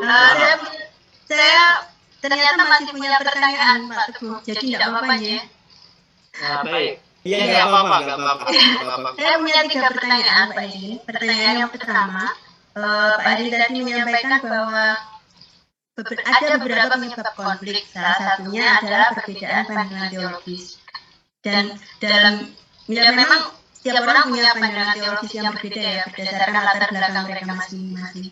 Saya ingin tahu bagaimana caranya meminimalisir konflik jika memang dalam jemaat itu memiliki pandangan teologis yang berbeda. Jadi cara meminimalisir konflik jika ada pandangan teologis yang berbeda itu bagaimana? Pertanyaan kedua, secara struktural dalam gereja pasti sudah ada pihak-pihak yang dianggap kompeten untuk menangani dan menyelesaikan konflik. Namun apakah bisa jemaat awam itu ikut berpartisipasi dalam mencegah terjadinya konflik? Sehingga pencegahan itu menurut saya lebih baik. Jadi energi gereja itu tidak akan habis hanya untuk fokus ke penyelesaian konflik saja. Jadi jika dimungkinkan bahwa jemaat awam itu bisa ikut berpartisipasi, bagaimana caranya? Pertanyaan ketiga, apakah ada kemungkinan bahwa hal yang dapat memicu konflik itu justru sumbernya dari dalam gereja? Maksudnya dari dalam gereja itu misalnya justru konflik itu ada karena aturan-aturan yang ada di dalam gereja. Apakah mungkin ya itu terjadi? Jika memang iya, bagaimana kira-kira menyelesaikannya atau apa solusinya? Terima kasih Pak Erin dan Pak Teguh. Ya, saya kira langsung bisa ditanggapi Pak Irin, ya, karena ketiga pertanyaan. Baik, Silakan monggo. terima kasih Bu Novi. Yang ketiga dulu ya. Apakah sumber konflik justru bisa terjadi dari aturan-aturan yang dibuat oleh gereja atau yang diberlakukan dalam gereja? Peraturan tentu dibuat bukan dalam rangka untuk menciptakan konflik. Tetapi peraturan itu selalu dibuat dalam sebuah konteks pergumulan atau persoalan tertentu yang tidak selalu dapat mewadahi berbagai kepentingan atau bisa menampung berbagai kepentingan. Sebagai contoh, sebuah peraturan gereja tentang pembatasan anggota keluarga menjadi majelis gereja. Jadi misalnya begini, kalau itu kakak beradik dalam satu rumah yang belum berbeda kakak tidak boleh dipilih dua-duanya menjadi majelis gereja. Atau suami istri tidak boleh dipilih dua-duanya. Aturan ini menurut kita adil tidak? Ada maksud tidak? Maksudnya adalah satu, supaya menjadi pengurus itu bukan orang itu saja. Artinya peranan sebagai pemimpin yang melayani kebutuhan jemaat terbagi dan banyak pihak yang kemudian terlibat.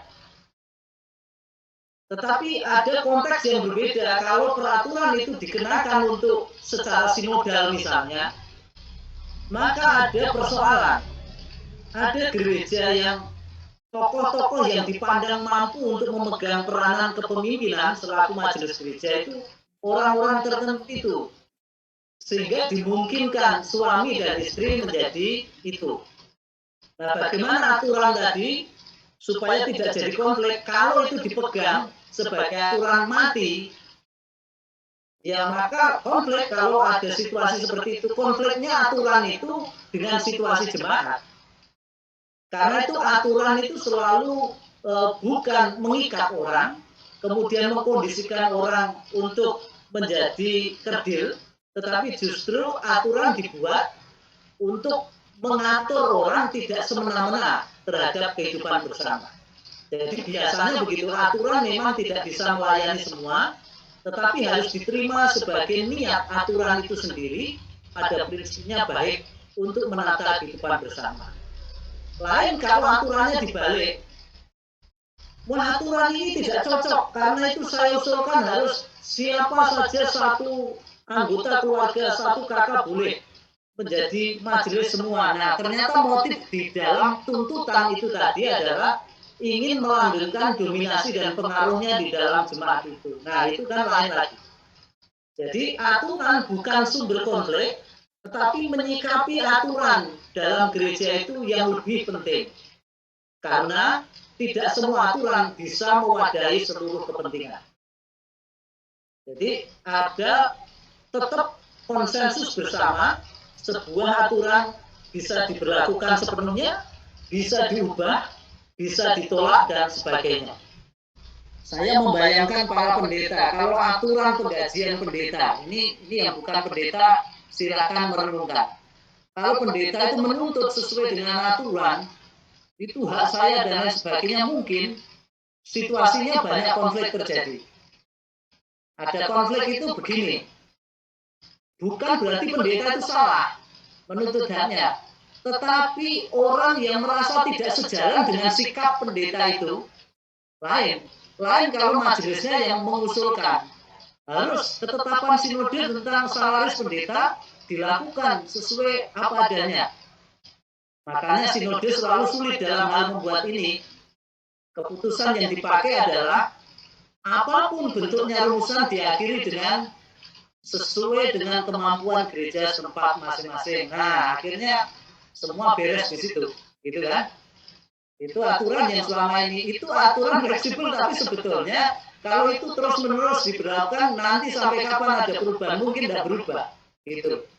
Tidak memberikan solusi atas berbagai persoalan, tapi justru bisa menimbulkan persoalan baru. Karena itu aturan sendiri jelas memiliki keterbatasan dan tidak boleh menjadi semacam pemaksaan terhadap pihak-pihak yang tidak sejalan. Aturan perlu disesuaikan dengan konteksnya dan diterima bersama melalui konsensus supaya tidak menjadi konflik. Nah, kalau aturan tidak jelas, lalu dibiarkan tidak jelas dan multi tafsir terus, tidak ada kesepahaman bersama dari berbagai tafsir itu, maka memang akhirnya pemahaman-pemahaman yang berbeda ini bisa berbenturan.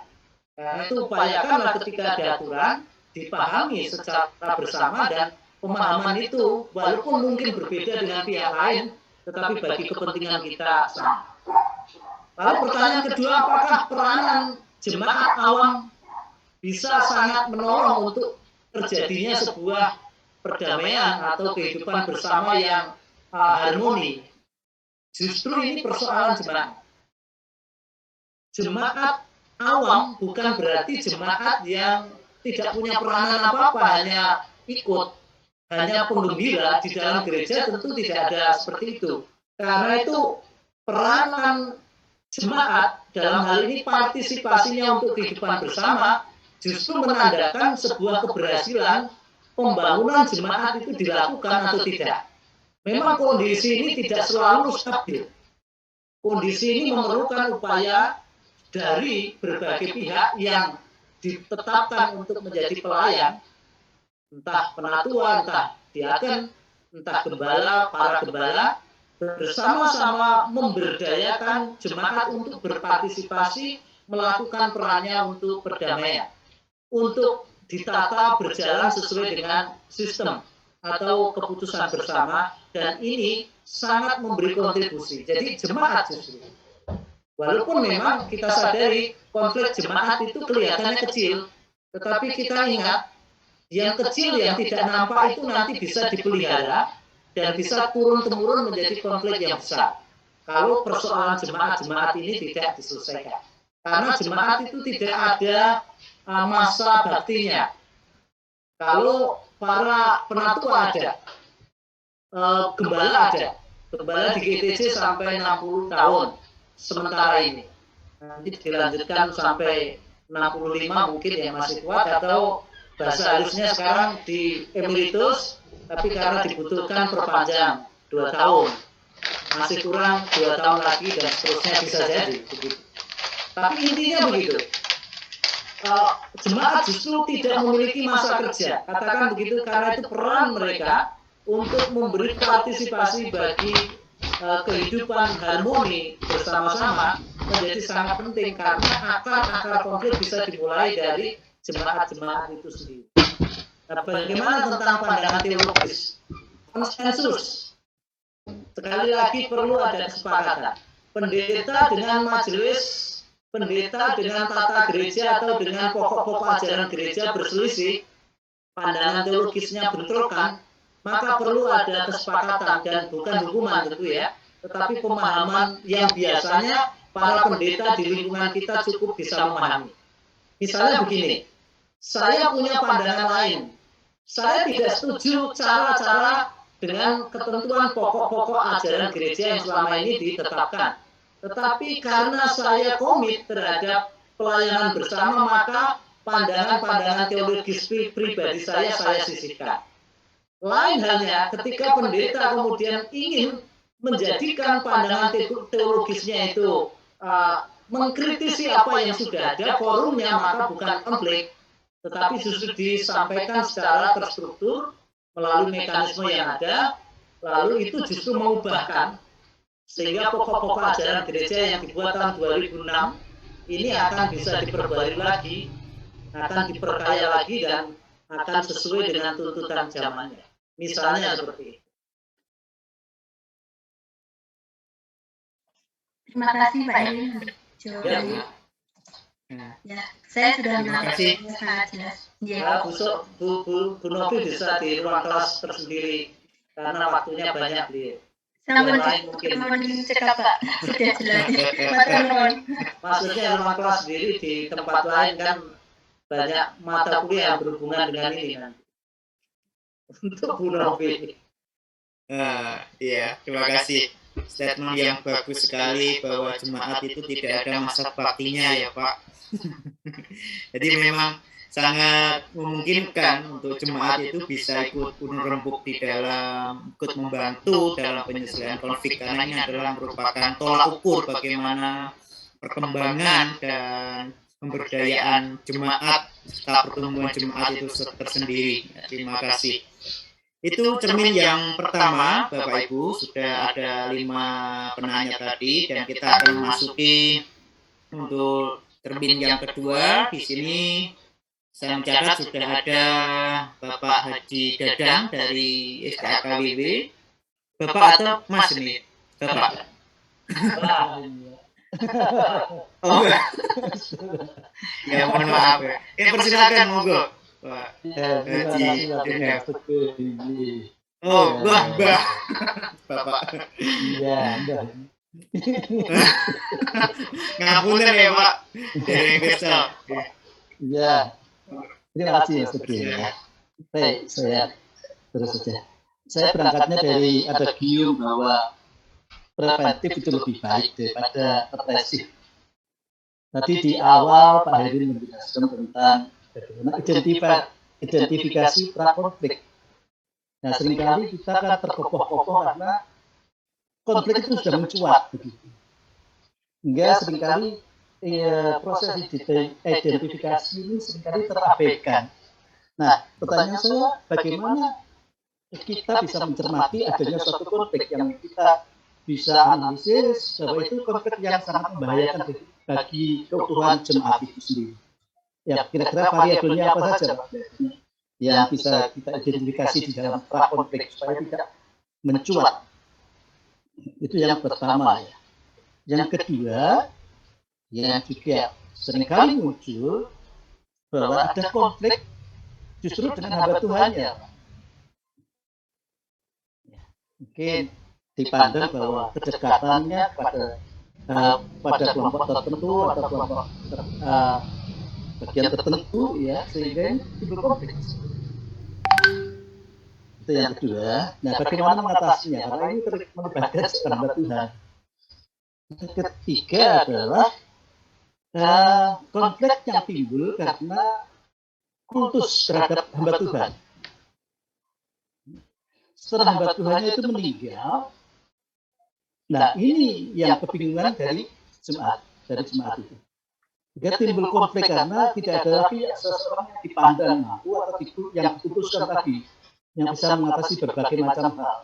Ini sudah kita lihat ya di Semarang, contohnya itu jelas. Itu. Kemudian apakah ya, yang keempat mungkin berkaitan dengan yang pertama tadi ya, berkaitan dengan preventif tadi.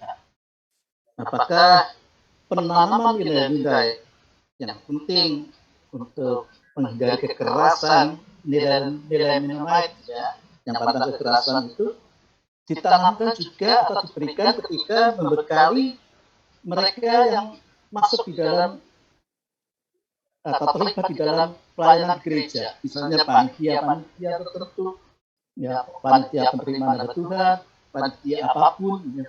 Kemudian juga majelis, komisi, bahwa ada konflik, pasti ada konflik internal, ada beda pendapat, sehingga itu tidak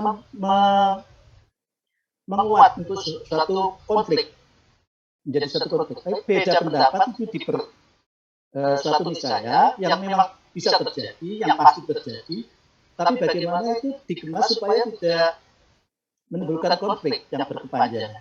Apakah ada penanaman nilai-nilai semacam itu ketika mereka mau menduduki di panitia atau struktur di gereja itu? Terima kasih Pak Edi. Mohon maaf Pak Dadang, saya lulus yang kedua, pertanyaan kedua. Iya, pertanyaan kedua itu bagaimana mengatasi apabila terjadi konflik dengan hamba Tuhan? Ya. Biasanya tokoh-tokoh sentral orang-orang kuat misalnya dan bisa berkompet dengan Tuhan. Nah, itu yang mengatasi bagaimana? Ya, oke. Terima kasih Pak Dadang. Persilakan langsung kepada Pak Irin. Mungkin ini adalah penanya yang terakhir mengingat waktu saat ini pukul 20.53. Ya. Ya, terima kasih monggo Pak. Pak Irin langsung ya. Pak Dadang, ini nanti kasus ya Pak. Jadi yang kedua itu saya mungkin tidak bisa mencerna sama sekali karena pasti ini kalau mau diuraikan panjang. Artinya sebuah kasus yang perlu pendekatan khusus. Pada prinsipnya siapapun bisa konflik dengan siapapun. Ya. Tidak hanya hamba Tuhan dengan orang di dalam jemaat yang punya pengaruh, tetapi hamba Tuhan dengan hamba Tuhan bisa. Oke. Jelas. Ya. Gimana itu? Ya. Saya sampaikan Pak. Sampaikan lebih dulu kepada Tuhan Yesus yang punya kepala yang menjadi kepala gereja. Lalu nanti Tuhan Yesus mengatakan doakan mereka, tegurlah mereka dalam kasih, begitu Pak. Tapi kalau sudah pendeta mau diapakan kan begitu. Intinya itu dulu. Tapi apa variabel ketika kita ingin membuat semacam konflik supaya tidak terjadi? Artinya tetap dalam kondisi harmoni. Tugas menjaga harmoni tadi tetap terjadi. Nah sebetulnya periode awal atau prakonfliknya itu adalah antara pihak-pihak yang tidak sesuai. Nah ini dalam ranah yang lebih luas. Hubungan personal mereka tidak sesuai itu ya perlu. Apalagi kalau mereka cenderung menampakkan sikap yang tidak sesuai dengan ketetapan bersama. Atau tidak sesuai dengan kepatutan-kepatutan yang dibuat dalam kehidupan atau yang terjadi dalam kehidupan menggereja di tempat itu.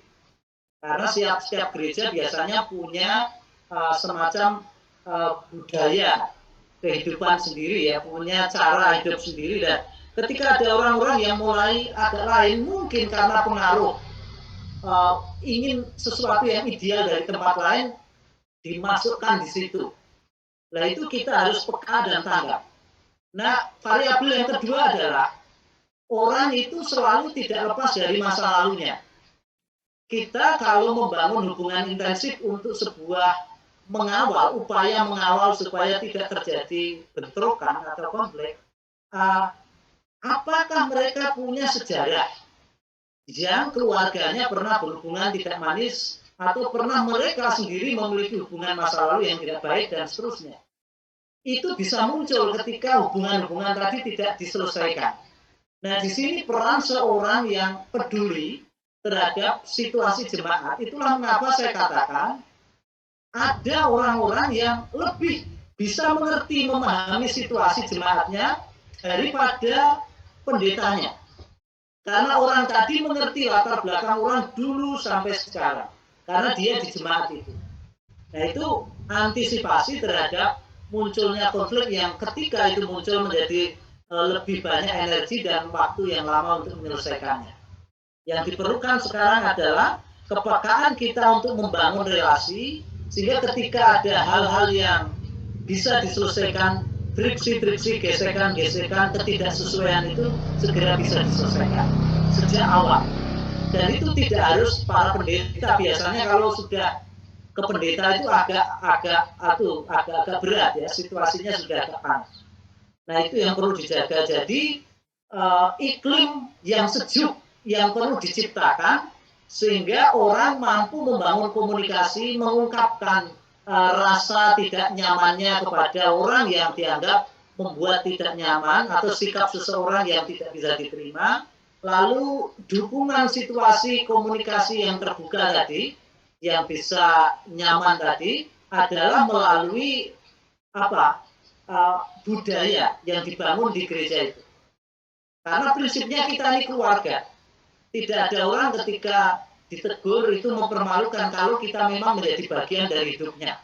Masa anak ditegur bapaknya malu? Kan tidak.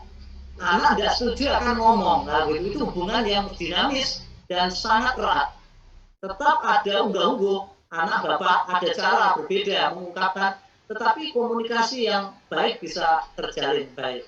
Karena itu variabelnya bisa dilihat dari bagaimana pemahaman terhadap aturan, kemudian bagaimana relasi mereka antar personal, bagaimana komunikasi yang dibangun, apakah ada struktur tertentu yang membuat ungkapan hati tidak bisa tersampaikan dengan baik, dan hanya pihak-pihak tertentu yang dominan untuk sebuah keputusan, dan seterusnya. Hal-hal seperti itu yang bisa kita lihat. Yang selanjutnya adalah bagaimana idealnya pendidikan perdamaian anti kekerasan ini diterapkan. Bahkan ketika murid katekisasi materi anti kekerasan itu sudah dimasukkan. Sikap menjadi gereja damai, upaya kita melakukan pembaruan bagi dunia, bukan hanya gereja. Tanggung jawab kita berdamai dengan ciptaan, dengan alam semesta juga sudah disampaikan di sana, Pak.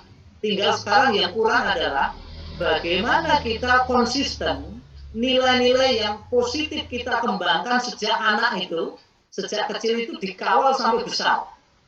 Repotnya setelah besar, orang tua tidak punya kesempatan lagi untuk katekisasi. Karena merasa sudah tahu, lalu merasa dirinya sudah cukup, padahal bergerak, berkembang, berubah terus pendekatan itu. Sehingga semua orang tua, warga dewasa pun ada kalanya bersama-sama dalam forum seperti ini, ada kalanya dihadirkan orang-orang yang memang pakar untuk bisa memfasilitasi dalam hal disiplin tertentu yang mendukung untuk pelayanan gereja dan seterusnya. Dan itu upaya kita memperlengkapi orang, mengawal sikap terus menata demi harmoni terjadi sebagaimana Tuhan bekerja dan tidak berhenti sampai hari ini. Nah, sementara yang dapat saya sampaikan itu dan konflik dengan hamba Tuhan tadi, prinsipnya saja saya sampaikan. Konflik itu siapapun bisa. Hamba Tuhan dengan anaknya bisa, hamba Tuhan dengan orang-orang yang selama ini dekat, ternyata kemudian bisa menjadi konflik, itu bisa. Tetapi bagaimana menyikapi itu, pasti ada kasus yang bisa dibuka dan penyelesaiannya memang ketika dibicarakan khusus, tidak bisa secara umum ini. Lalu bagaimana tentang konflik karena ideal, kayak kultus individu terhadap pendeta? Ini bukan hanya di tempat tertentu. Gereja-gereja yang memiliki pendeta lebih dari satu dalam satu jemaat.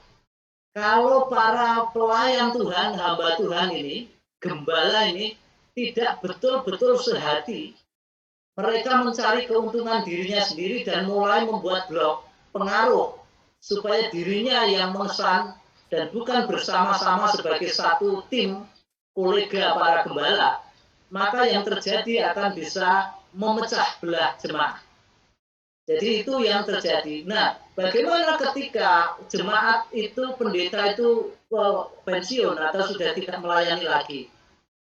Ini kepentingan ini muncul. Pendeta yang sudah pensiun, karena begitu dimuliakan, dikultuskan, maka yang terjadi adalah berbagai pengaruh yang muncul kemudian atau hal-hal yang baru yang tidak sesuai dengan apa yang disampaikan pendeta lama itu akan menjadi dikonfrontasikan. Tidak bisa menyadari bahwa setiap pribadi punya pandangan yang berbeda. Mestinya jemaat dewasa seperti itu. Tetapi kalau sampai jemaat mengkultuskan pendetanya dan bukan Tuhan Yesus, pasti ada sesuatu yang perlu dikontrol. Itu kebablasan. Pendeta jangan mau dibuat sampai seperti itu. Pasti harus dikontrol. Ketika kita harus membangun relasi dengan jemaat, maka tidak boleh ada sikap jemaat berkembang sampai menjadi begitu terpengaruhnya pribadi seseorang sampai akhirnya tidak mau menerima yang lain. Nah, ini menurut saya tidak fair sebagai pribadi yang membutuhkan hidup bersama. Jadi bisa jadi itu kesalahan pendeta sendiri atau memang sang pendeta jiwanya sedang merana dan membutuhkan pengakuan, sehingga membutuhkan cara-cara seperti itu. Nah, puas kalau sudah bisa begitu dan mendapat pengaruh banyak orang ketika setelah diadakan pemilihan, lalu pendukungku ternyata banyak, haleluya, begitu. Nah, ini yang memprihatinkan, Pak. Kalau ada pendeta sampai seperti itu, di tempat kita saya yakin belum sampai ke situ, Pak. Walaupun pengen tetap dipuja, pengen menjadi menarik, itu ada, Bu. Dengan kalau ngomong ditata baik-baik begitu, walaupun kalau dengan anak istrinya ya emosional juga. Tapi kalau dengan jemaat ya menjadi figur yang betul-betul saleh gitu. Terima kasih, Pak. Iya, terima kasih Pak Erin. Terima kasih Pak Erin. Bapak Ibu dan Saudara, untuk kolom diskusinya sudah selesai karena sudah jam 9 lebih, tapi mohon saya minta waktu untuk 1 menit untuk bisa membacakan beberapa urun rembuk dari teman-teman di kolom chat. Yang pertama dari Pak Stefanus Agus, dijelaskan bahwa dasar kasih dan kebenaran Alkitab seharusnya konflik tidak perlu terjadi, dan andai kata terjadi ya harus segera diselesaikan. Konsepnya seperti itu. Terima kasih. Kemudian dari Edi Puji Santoso, konflik tidak bisa dipungkiri bahwa di dalam gereja ada banyak konflik yang terjadi. Apakah konflik itu akan membuat kedewasaan untuk menjadi lebih baik? Tentu ada pengalaman dalam menangani konflik. Seringkali justru konflik semakin fatal dan tidak terselesaikan. Menurut saya, dalam menangani konflik yang terjadi dalam suatu gereja tidak hanya secara teori saja, tetapi juga memakai cara dimensi yang lain yang tentunya seringkali diabaikan di dalam menyelesaikan konflik. Contoh dalam dimensi yaitu dunia roh yang tidak bisa kita lihat secara kasat mata, rohnya besar ya. Tetapi konflik tentu tidak selalu dari pengaruh dunia roh. Tentu ada juga yang disebabkan dari yang lain seperti yang disampaikan secara teori oleh narasumber. Terima kasih untuk itu. Ya, jika di dalam penyelesaian konflik memakai dunia roh seringkali akan berkesan seolah-olah menjadi hakim dalam penyelesaian konflik. Tetapi pentingnya dimensi ini sangat penting untuk menjadi referensi di dalam menangani konflik. Itu kemudian dari Bapak Novika, sekedar sharing bahwa ada banyak teori tentang pendekatan penyelesaian konflik, bisa di googling yaitu di Theory of Change dan DNH, akan sangat menolong kita melihat pemetaan konflik yang ada dan sangat memungkinkan bisa dikerjakan di gereja. Terima kasih untuk Pak Novika, yang nanti teman-teman bisa googling untuk mencari tentang yang disampaikan oleh Pak Novika. Ya, saya kira itu Bapak Ibu Saudara yang terkasih untuk pemaparan materi dan juga diskusi malam hari ini. Kiranya bisa menjadi berkat, semakin membawa pencerahan di dalam pelayanan di tempat kita masing-masing. Demikian, terima kasih sekali buat Mbak Erin untuk menyampaikan materi yang ada, dan terima kasih untuk Bapak Ibu Saudara semua atas kerjasamanya. Selanjutnya, untuk waktu akan saya serahkan kepada Pak Triyono dari LPS. Kami persilahkan untuk menutupnya. Monggo Pak.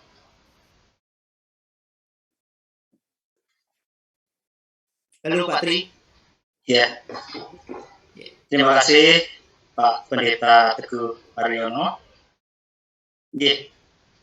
Terima kasih juga untuk Pak Pendeta Erin Gadijayanto yang sudah memberikan kita ilmu tentang mengelola konflik. Ya, memang kita tidak bisa menghindari konflik karena setiap hari kita bertemu dengan konflik. Dan semoga dengan segala sesuatu yang kita dapatkan dari jagungan kita pada malam hari ini bisa memberikan kita masukan bagaimana kita bisa mengelola konflik dengan baik. Terlebih saya sangat tersentuh dengan pemaparan Pak Heri tentang apa tugas kita sebagai pribadi di dalam jemaat.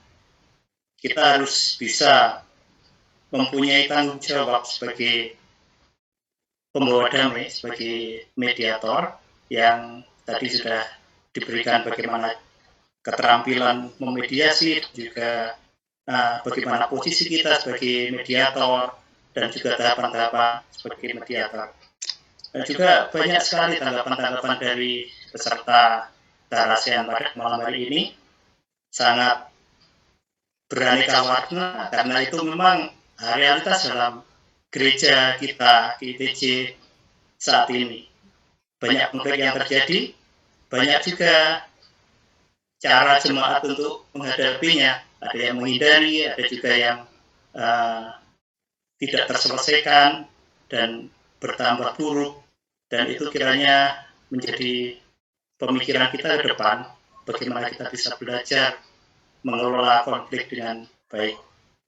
Ya, tidak ada salahnya sebagai pribadi, saya juga berharap ke depannya Sinode dan LPS bisa semakin memberikan kegiatan seperti ini sehingga kita bisa bersama-sama belajar bagaimana mengelola konflik, karena itu menjadi dasar kita untuk menjadi pembawa damai, terutama orang-orang GTJ yang punya jiwa Mennonite. Nah, untuk malam hari ini, mari kita tutup sarasean pada malam hari ini dengan berdoa bersama, tetapi sebelumnya 4 pertemuan sudah kita lalui dan masih ada satu lagi pertemuan yang tentunya sangat menarik, sesuatu yang juga kita hadapi saat-saat ini dengan tema menggereja di tengah krisis lingkungan. Untuk pertemuan ke depan, tema itu akan diusung oleh Bapak Pendeta Danang Kristiawan, dan nanti kita tunggu bagaimana kita bisa ngobrol bareng tentang segala sesuatu tentang hal menggereja di tengah krisis lingkungan hidup. Nah, untuk tutup, saya minta Bapak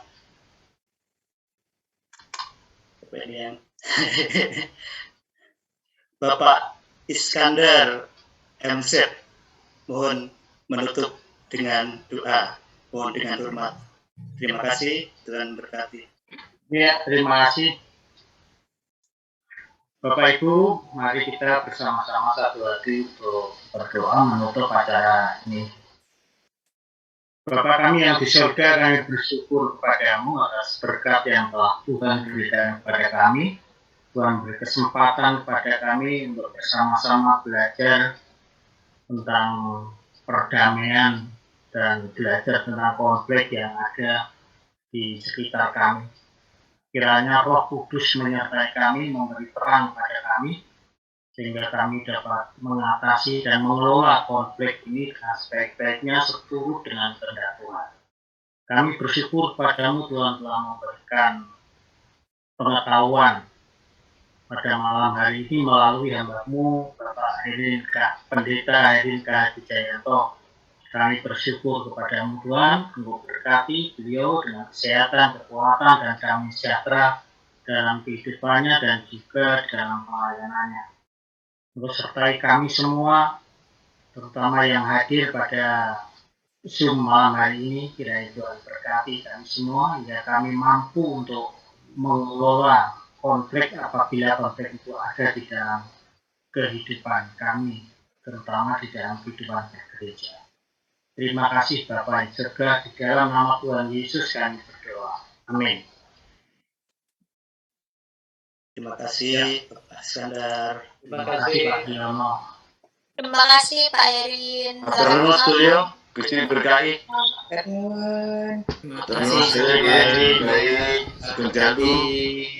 Terima kasih Bapak Ibu semua. Terima kasih, Pak Danang, Pak Iskandar. Ya, terima kasih Pak. Surati. Ya, turun, Gusti berkahi. Iya, Pak Brek ya. iya semuanya. Selamat malam, Tuhan berkati. Selamat malam. Terima kasih. Pak Utomo, terima kasih Tuhan berkati Pak Utomo, tetap semangat. Amin Pak. Oke, turun. Recording stopped. Terima kasih Mas Tanto yang selalu mengawal kita.